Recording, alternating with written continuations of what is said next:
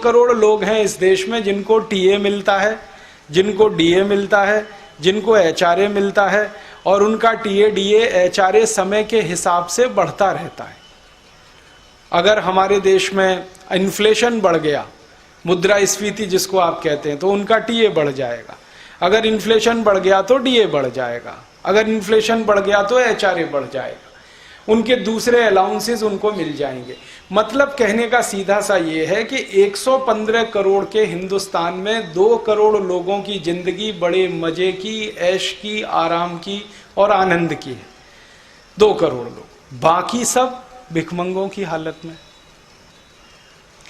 और ये जो 2 करोड़ लोग हैं, इनमें मैंने इनको भी शामिल कर रखा है। टाटा, बिरला, डालमिया, धीरूभाई अंबानी, नुस्ली वाडिया, गोयनका, मुकेश अंबानी, अनिल अंबानी, इनको भी शामिल कर रखा है। अब कैसा हिंदुस्तान बना है 62 साल की आजादी में।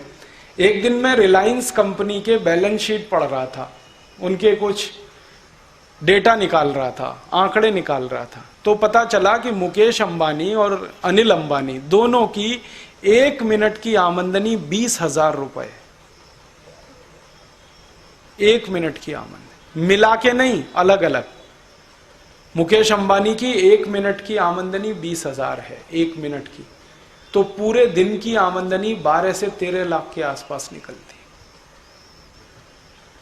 अब मुकेश अंबानी और अनिल अंबानी हैं जिनकी 1 मिनट की आमदनी 20,000 है, और 84 करोड़ लोग इस देश में हैं जिनकी 1 दिन की आमदनी 20 रुपए से कम है। ऐसा देश हमने बनाया।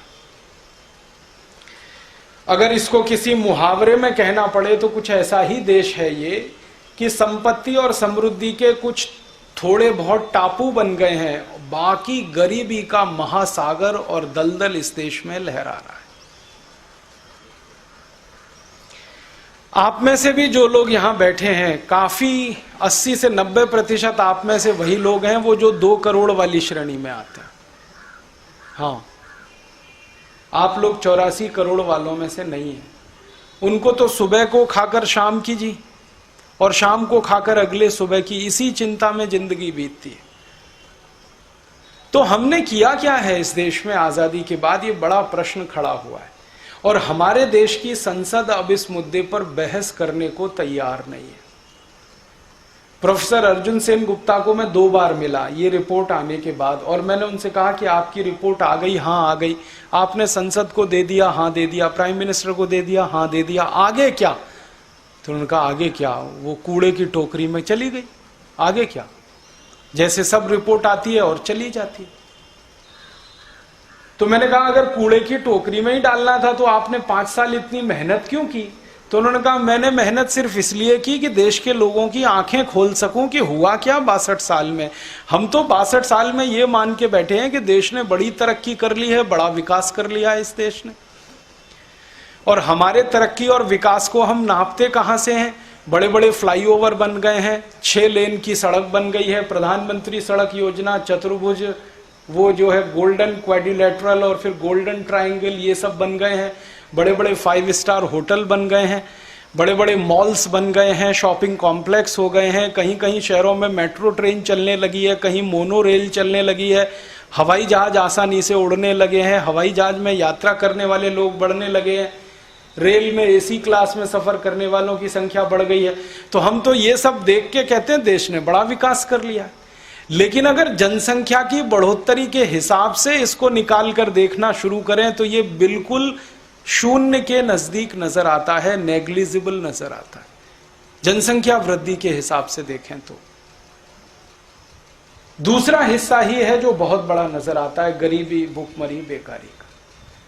तो प्रोफेसर अर्जुन सेन गुप्ता कमीशन की रिपोर्ट पढ़ने के बाद मेरी तो बहुत बेचैनी बढ़ गई कि ये हुआ क्या हमारे यहाँ। हम तो ये मानते थे कि 62 साल सरकार ने बहुत काम कर दिया, लेकिन रिपोर्ट ने तो सरकार की सारी पोल खोल दी। और वो रिपोर्ट कोई ऐसे आदमी की होती जो साधारण है, कोई राजनेता अगर उस रिपोर्ट को बनाता तो मैं कतई आपके सामने ये बात कहने के लिए नहीं आता, क्योंकि राजनेताओं की बातों पर भरोसा कर पाना अब हमारे लिए संभव नहीं रहा है। हाँ, किसी पार्टी के अध्यक्ष ने ये कहा होता, उपाध्यक्ष ने कहा होता, संसद में बैठे हुए एमपीज या एमएलएज विधायिका में बैठे हुए उन्होंने कहा होता, हम कभी बात ही नहीं करते क्योंकि उनकी बातों पर तो बात करना ही मूर्खता है।